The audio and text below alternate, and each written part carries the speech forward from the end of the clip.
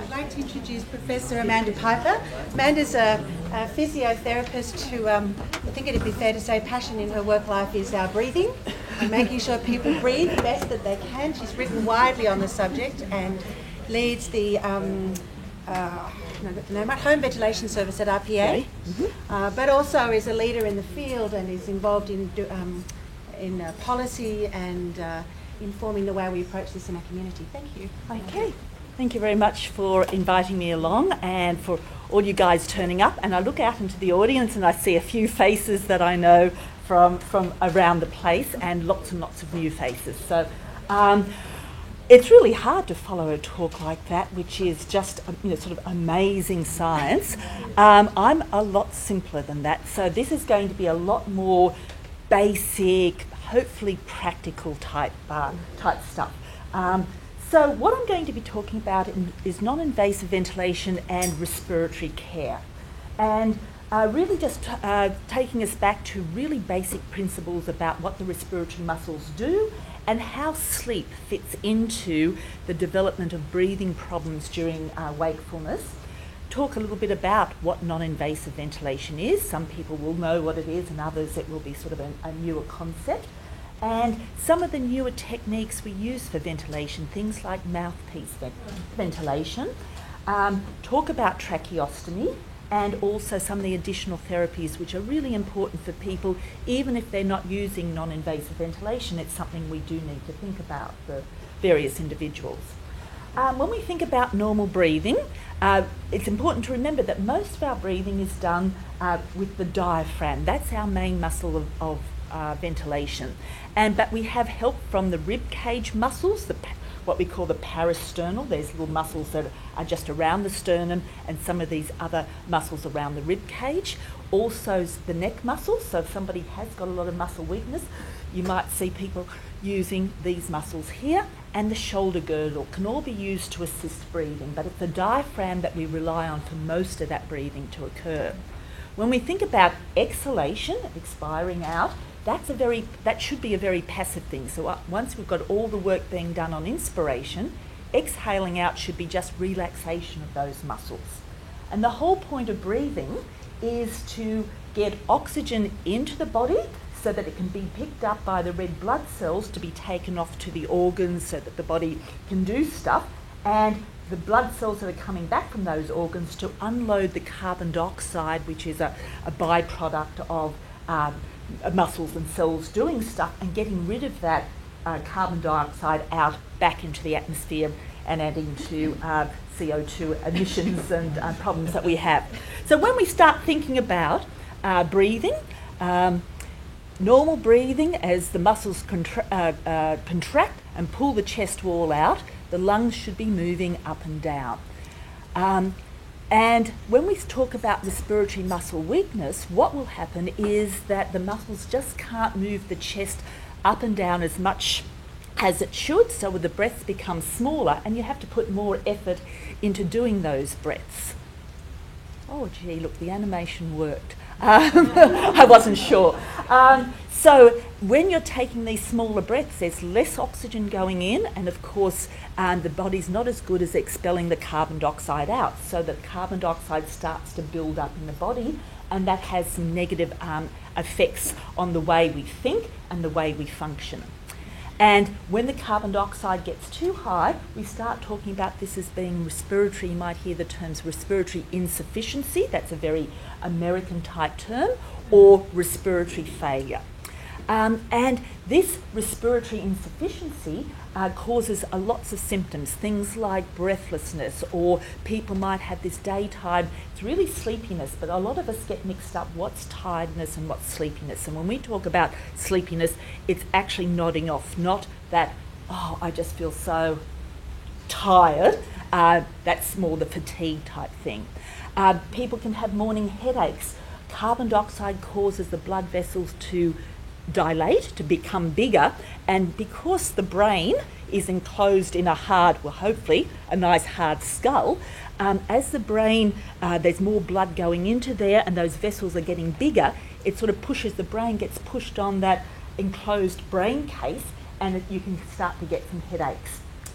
in the morning, which tend to go away as the day progresses. And that can also cause problems just with thinking, what people call cognition. So people become fuzzy in their thinking. Some of that is just old age as well, but when we're talking particularly about breathing problems, that can be related to high levels of carbon dioxide and low levels of oxygen. And we sort of laugh, but it is important because for a lot of people, depending on the age and what sort of muscle problem you've got, sometimes some of these symptoms are just put down to, well, what do you expect? You're 76, or what do you expect? You've got a muscle weakness problem, not recognising it's secondary to the muscle weakness problem, but it shouldn't be there at this particular point in time. And if we don't recognise someone has got this respiratory insufficiency, then if people don't recognise it and treat it appropriately, it can lead to frequent hospitalisations and early death as well, and unnecessary at that particular time. So what is important to realise is that a lot of abnormal breathing first starts off during sleep, and because we're asleep we have no idea what's going on, so it's very easy to miss these sorts of problems in the early stages. When we stand up, the diaphragm, as we breathe in, moves down and moves the tummy sort of out of the way. So the diaphragm should descend on inspiration.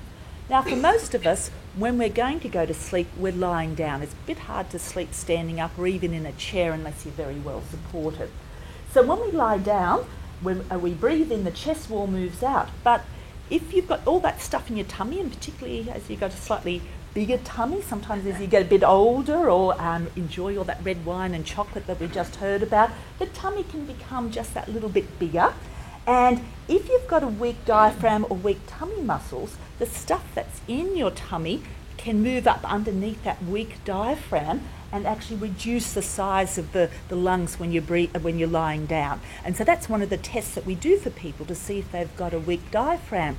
We look at their breathing sitting up and then lying down, because if the diaphragm's weak, people will have difficulty breathing when they're lying down flat. The other thing is, I said that the diaphragm is the main muscle that's responsible for breathing. If it's weak and it's during wakefulness, we can call on all those other muscles, the rib cage muscles, the neck muscles and the shoulder girdle muscles to help with the breathing. But when we get into a certain type of sleep called REM sleep, rapid eye movement sleep, which is our very vigorous dreaming sleep, so people don't act out their dreams, and some people do, and that in itself can be abnormal. So we don't act out those dreams, particularly very violent dreams where we're running or fighting or doing that kind of stuff. The body has a mechanism to stop us doing that, so all our muscles become paralysed. We call it low toned, but to all intents and purposes, and if you've ever picked up a small child when they're asleep and they're all floppy, that's what I mean by low tone. And so if you've got a weak diaphragm, particularly when you get into REM sleep, the diaphragm it's supposed to be doing all the breathing. All the other muscles are paralysed. That muscle is supposed to do the breathing. And if it's weak, or because of a very severe curvature of the spine, can't do that sort of breathing, then the size of the breath during REM sleep will become smaller, and that will allow the carbon dioxide to rise and the oxygen to start to drop. And we call that hypoventilation. The other thing about sleep is we also get reduction of the activity or the tone of the muscles in the upper airway. So that's why most people, they might snore during sleep, but you don't snore during wakefulness because you've got some tone in your muscles. But you go to sleep and those upper airway muscles lose their tone, and the upper airway is more likely to collapse. And so you can get something called obstructive sleep apnea. So how do we identify sleep disordered breathing? Well, of course, the easiest way is to measure breathing during sleep. But sleep studies are time consuming and it's a limited resource. If you think you've got a breathing problem, you go to someone, they say, well, we've got a really long waiting list and you have to wait 6 months. That's not terribly satisfactory. The other thing about having a sleep study, you don't want to be having them all the time, because Sleep studies are very disruptive, not only for the person, because there's all those leads, it's from all the different things that are going on. They're incredibly important because we're trying to make sure that someone's getting REM sleep or other things that are happening. Yeah, so all different things that are happening, but we don't want to be doing that all the time because it is disruptive, and also for family members who may have to be there with them. So the question is, if we do have to do a sleep study, and we don't always have to do them, what's the best time to perform that particular test so that it's most likely to be positive and we can see it and have a way forward? So one of the things we know for people who've got neuromuscular weakness type problems, just asking about symptoms, things like daytime tiredness or sleepiness or breathlessness, the symptoms can be very non-specific and also pretty unreliable in terms of telling what's going on during sleep. So what we do is we monitor some daytime breathing and muscle function tests, and that helps guide us to either do sleep studies or other things to look at what's happening to breathing during sleep. So the sorts of things that people might measure on individuals who have muscle weakness are things like, the most basic is something called a spirometry, where they get you to take a deep breath in and blow out into a tube for as long as you can. And depending on the sort of the diagnosis that someone with a neuromuscular disorder has, we generally look for values below 50% of what's predicted for your age and height and whether you're male or female. And as I said, we do it sitting up and lying down to try and get some idea of the strength of the diaphragm muscle. The other thing people might be asked to do is to do these respiratory muscle strength tests. They're very simple, it's a very global, it's not telling us specifically what muscles aren't working or are working, but where we get someone to breathe in or out against it with a mouthpiece in their mouth, and we, as they go to breathe in, we block off, so we're measuring the strength rather than the flow of air. Some people, it's hard to put their mouth around a mouthpiece because of some of the weakness they might have around these facial muscles. So we can do what's called a snip test, which is a little plug that goes into one nostril, and we get someone to sniff really, really hard and fast. And so those sorts of tests give us some general information about the potential respiratory muscle strength and lung function. As you can see, those tests, though, they're very volitional. So if someone is feeling exhausted or just feeling tired or just not feeling cooperative, we may not get necessarily the right answers or the correct answers, but it gives us a guide to what's going on.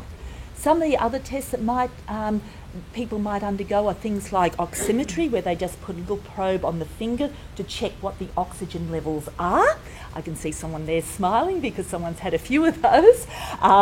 And we also can send things out during sleep to see what the oxygen, it doesn't tell us about carbon dioxide, but it can tell us about what oxygen is doing during sleep by just wearing something that's a bit like an oversized wrist watch and a little probe on the finger. Blood gases, and particularly this is one of the hard things I think when children become younger, adolescents and are moving to adults, they always hear about scary going to adult hospitals where they're going to make you have a blood gas. And blood gases aren't comfortable if they put a needle into the artery, and the artery is a little bit deep. But more and more now, different services can offer capillary blood gases. Not so good with the oxygen, but it tells us a lot about the carbon dioxide and the pH of the blood. And so it's a very, very simple test. It takes a little bit more preparation, but it's basically just a cream on the ear that warms the ear to increase the blood flow. And there's a tiny little pinprick, a little bit like the same thing that you, if anybody has blood glucose is done, you do that on the ear as well, and we can get a tiny little bit of blood, and that tells us a lot about the carbon dioxide in the blood and if it's actually raised, and can be a lot more comfortable than trying to find an artery, because arteries can be very difficult on people, particularly if you've got a contracture of the wrist. And the findings of all those tests I just talked about help determine whether or not somebody really needs a full sleep study, or can we now, or if they're actually meeting criteria where we know they're under breathing during sleep, and we might start to think about and talk about non-invasive ventilation, using it during sleep. So for those of you who are not familiar with it, what is non-invasive ventilation? So it's basically using some sort of mask or a mouthpiece that's connected to an external device, which is basically a pump device, which will deliver air into the lungs during sleep, even if somebody's not breathing at all or not breathing very much. And for people, we use it across a whole range of people and a whole range of ages, from very small, tiny toddlers and small babies, right up to people. The oldest person I've ever put on non-invasive ventilation was a 99-year-old, and she lived for another 4 years. So not that I don't use it myself, I'm not expecting, but it can be quite valuable for people who have muscle weakness. Initially we use this during sleep, and later it can be used for people who might need breathing assistance during the daytime as well. Now, when it comes to the history of home ventilation, non-invasive ventilation, it really started in the 1920s and the polio epidemics, and that's when they first invented the old iron lung, and it was used sort of spasmodically, but it was really in the 1950s with that very big outbreak of polio, where there were just hundreds and hundreds and hundreds of people with respiratory muscle insufficiency, and the hospitals just couldn't cope, and so they dragged these things out, and you had whole wards of people, including small children, in these iron lungs, and that was in the 1950s. That's something out of the picture that's shown there is something out of one of the American archives. And many people after the polio epidemic, it was not just polio but other neuromuscular disorders, it was found they could go home with these devices, although they were quite cumbersome. And a cut down version was something called a cuirass, which was like a tortoise shell, which again created negative pressure to try and pull the chest wall out. So we talk nowadays about pushing pressure in. These devices actually had to be fitting very tightly around the chest wall, and you had to have a fairly normal shaped chest wall, but it would create a seal and actually pull the chest out to help drag air in. So that was used a lot from really the 1970s and 80s and into the 90s, particularly in America. And for a lot of people, what happened was they moved away from these sorts of devices and started using a lot of tracheostomies in the home. And it wasn't really until 1987, and in fact it was here in Sydney with Professor Colin Sullivan, who had actually invented a device for treating just straight obstructive sleep apnea during sleep, and then that was applied to these external pump machines with a mask, and they actually showed that you could ventilate people very, very effectively during the night without having to resort to this sort of equipment, just something that was on the nose, and then next morning they could take it off and move around. That was in 1997. And since that time, really since about 2010, we've had increasing interest on maintaining people non-invasively ventilated with things like mouthpiece, assisted cough devices, both manual techniques as well as mechanical techniques to keep people free of having to go to a tracheostomy but still having a good quality of life. So the whole point of non-invasive ventilation is to correct breathing during sleep. That's the initial point of it.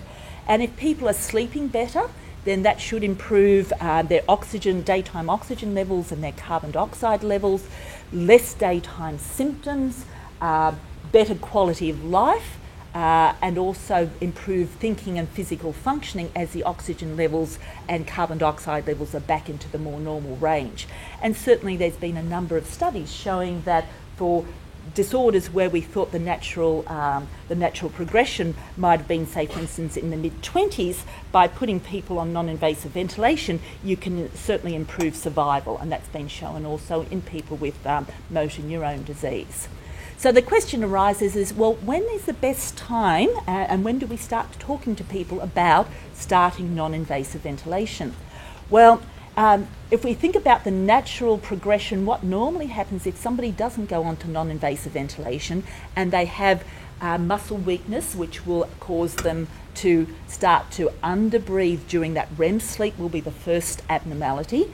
Then that underbreathing will extend throughout sleep, and then it will the underbreathing will happen not just during sleep, but gradually it'll spill over into the daytime as well, with higher levels of carbon dioxide and lower levels of oxygen, with people dying from that respiratory failure.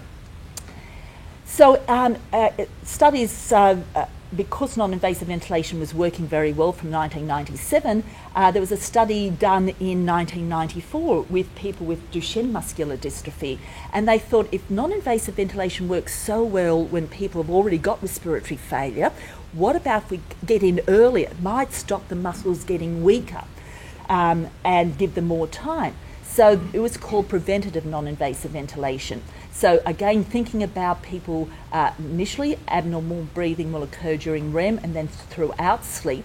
And so what these researchers did is they looked at starting non-invasive ventilation in Duchenne muscular dystrophy before people had any symptoms, any change in carbon dioxide, no sleep problems at all. And what they actually found with that was those people that had been placed on non-invasive ventilation, it was a randomised trial, they actually didn't survive as long as those individuals that didn't have any therapy. So that study was stopped very quickly because they recognised by starting therapy too early, we weren't doing people any favours whatsoever.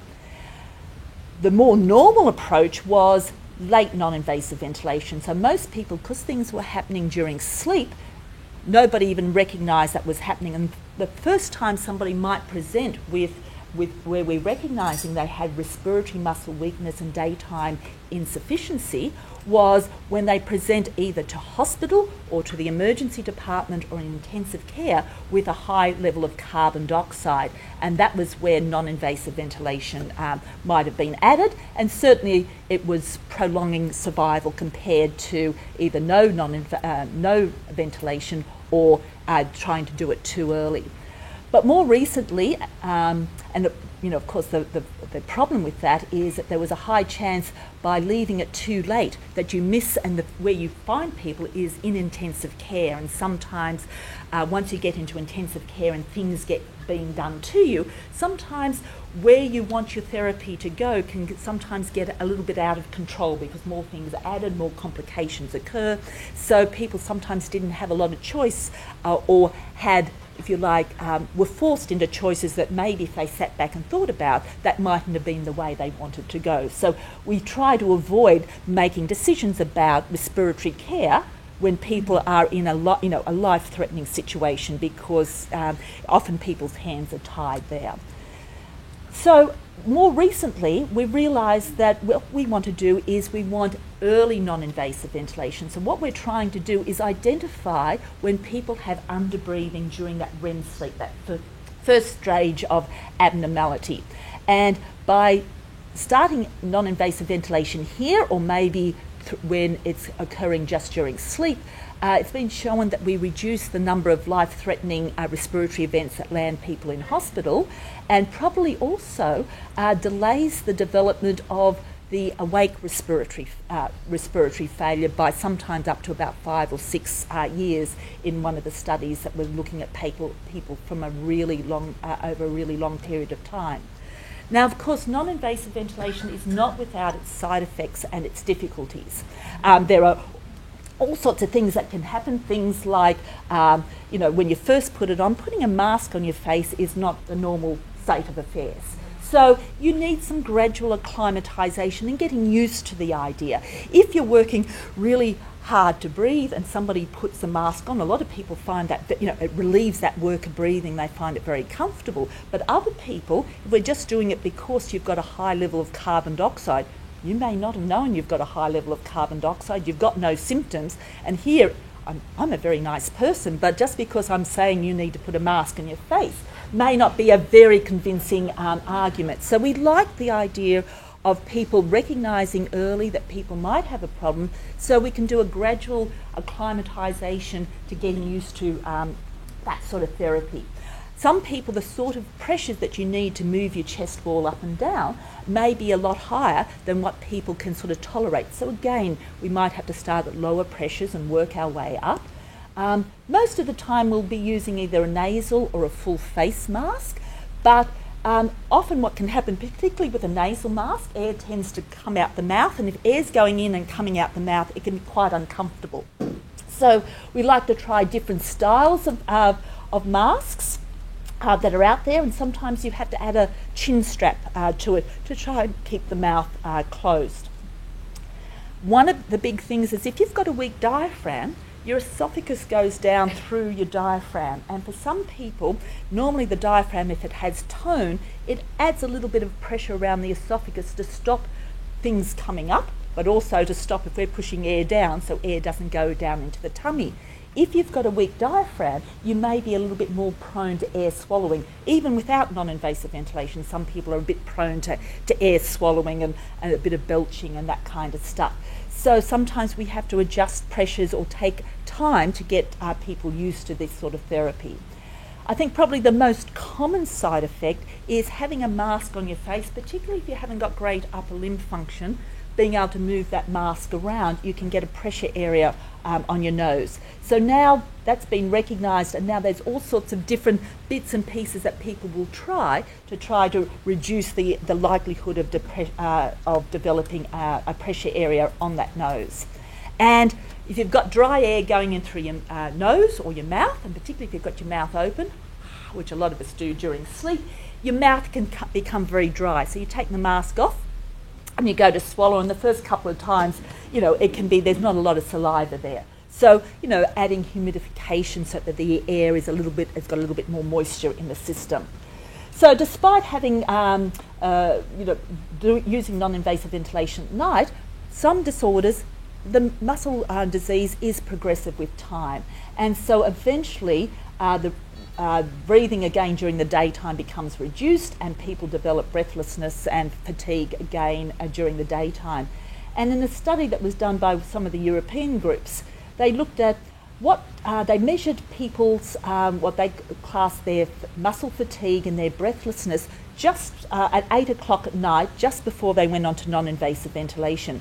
And so these individuals had non-invasive ventilation overnight, and the next morning when they got up and got off the machine, they asked them again to rate their muscle fatigue and their breathlessness, and you can see it dropped by using ventilation at night, because the machine is doing some of the work for the muscles, so the muscles could relax a bit. But you can see with time, this was actually a group primarily of boys with Duchenne muscular dystrophy, but as the day went on, their fatigue and their breathlessness started to increase, and by about 4 o'clock in the afternoon, it was really 2 o'clock in the afternoon, it was pretty much back to where it was just before they went to bed at night time. And by adding a couple of hours of ventilation during the day, when they came off it, the breathlessness and the fatigue of their muscles had reduced again, so that now by the time they got to around bedtime, their muscle fatigue and breathlessness was much less compared to not having just that little bit of a rest in the afternoon to give that a bit of a break to the muscles. So sometimes we realise now that having short periods of daytime ventilation, particularly in the afternoon, maybe after lunch, can improve people's symptoms and improve the endurance of the respiratory muscles. But eventually, with progressive disorders, some people will need to have their breathing assisted not just at night time, a little bit during the day, but throughout the entire 24-hour period. And that's usually an appropriate time to discuss tracheostomy. But we've got now much newer machines and technology which allow us to be able to quite safely and effectively manage ventilation 24 hours a day. And the Enable program, it can have its faults, but certainly for people who need these high-end machines 24 hours a day, it's now much easier to access them across the board. And we start thinking about people having assisted ventilation during the day if they're using their ventilator during the day, their nighttime ventilator at nighttime, and a little bit during the day for more than 15 hours. One of the things is, a lot of people might have these little home bi-level devices, and they're using either a nasal mask or a full face mask. We can't really use their nighttime ventilator to be ventilating or assisting breathing for long periods during the day, because these little machines just don't have the right alarms, they don't have batteries, they have to be plugged into a power source. Similarly, the masks themselves may not be appropriate because having something on your face in the one point hour after hour after hour, the skin is going to break down. And it also, if the machine is set up for nighttime to help with the breathing all the time, during the day, breathing becomes really passive, so people don't get to use their muscles. So there's also problems you can imagine. Someone who's got a full face mask on trying to speak and eat. It's not very easy to do. So, and I think also too, we just don't want people floating into these things. It is important to make some sort of informed decision about your treatment. So this is where we try to introduce something that's called mouthpiece ventilation. So it's literally just a mouthpiece that's attached to a ventilator, and it can provide continuous ventilation, but people just take it at will so that they can have as many or fewer breaths as they like during the daytime. It takes a little bit of practice to get used to. It is different to having a mask on, but it certainly it provides people with a little bit more independence in terms of speaking, eating and coughing. And it allows more active breathing sessions so people don't become reliant just on the machine too early doing all the breathing for them.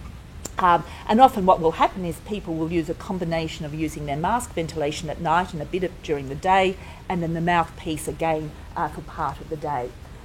Tracheostomies are something we generally try to avoid in most individuals. There are some side effects, things like increasing secretions. You've got a foreign body that's sitting in the throat. It does also increase the risk of chest infections. For some people, it can interfere with the quality of their speech, and it certainly does complicate care. And this is sort of, an example. The black is people, complaints of people with a tracheostomy compared to the white bars where people are on non-invasive ventilation. So things like injury to the throat and having lots of secretions are much higher when someone's got a tracheostomy. But certainly it's something we have to consider if people have got very poor swallow or they're really high risk of aspirating, where if non-invasive ventilation doesn't work for everyone, so we've got to think about that, or it's not tolerated, or if somebody has an acute deterioration or lots and lots of secretions that they're not coughing out, then we have to think about the role of tracheostomy. So it is important to discuss it, and for people, if they're going down that pathway, they've got very progressive disease, what sort of options are available for them. And for some people, even if they end up with a tracheostomy, for some people it's possible to try and reverse that and go back to non-invasive ventilation.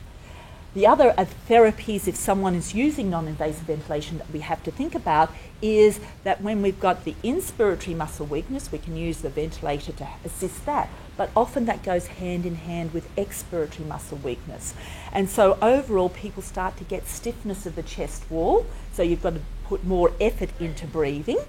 And the other thing is it reduces the effectiveness of cough. So a lot of people, when they go, people worry about the inspiratory muscles, but they don't always ask about the expiratory muscles.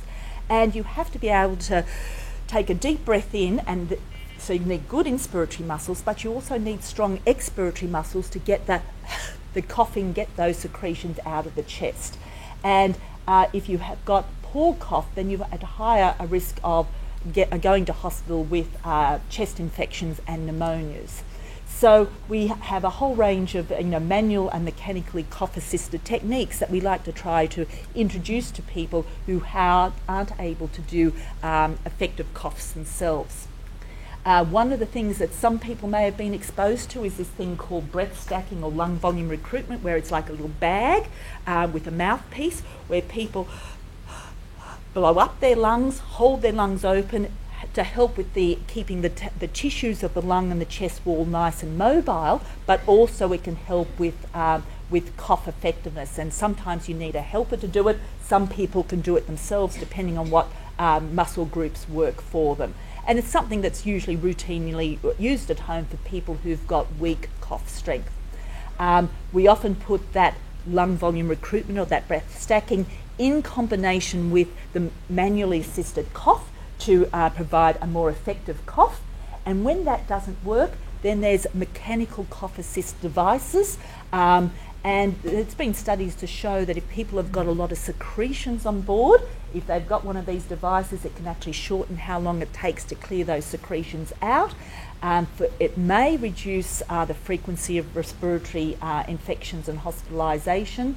But I think the important thing is these are very expensive machines. They're not available through the Enable program. And these sorts of devices, these mechanical devices, they're not actually effective for everyone because they create a negative pressure to help pull secretions up. For some people, they pull the vocal cords or the throat closed and the cough becomes ineffective. So they're not for everybody, but some people find them very useful. And the other thing is, like any form of positive pressure, we've got to be careful. There are side effects. So, when we're putting positive pressure on people, we've got to be careful that you're not dehydrated because that can drop the blood pressure. Or if you've got a lot of gastric reflux, you've got to make sure you're not making that worse. So you're not putting it on directly after you've had something to eat. So, to finish off, respiratory care does matter for people with neuromuscular weakness. The first thing we have to do is to identify and then correct any sleep disordered breathing. And now we have this improving technology and access through the Enable program to offer more choices for people who've got more severe, more progressive muscle weakness to keep them breathing independently for longer. But whether or not an individual is suitable for some of these techniques varies greatly. And also their need for it varies greatly depending on this, because a lot of these disorders, there's a huge spectrum to, things only affecting the peripheral muscles to the respiratory muscles being the first abnormality seen in the disease process. The important thing is to get used to these therapies. It takes a little bit of time and effort and also planning, particularly for people who've been using therapy at night time, for us to be starting to use it during the daytime to make sure they're on the most effective therapy. And when we're talking about people with muscle disease, it's not just the inspiratory muscles, but we've got to pay attention to the expiratory muscles as well, because that's often a cause of chest infections and pneumonias, and where people, even when you go to hospitals, are not very good at managing that sort of problem.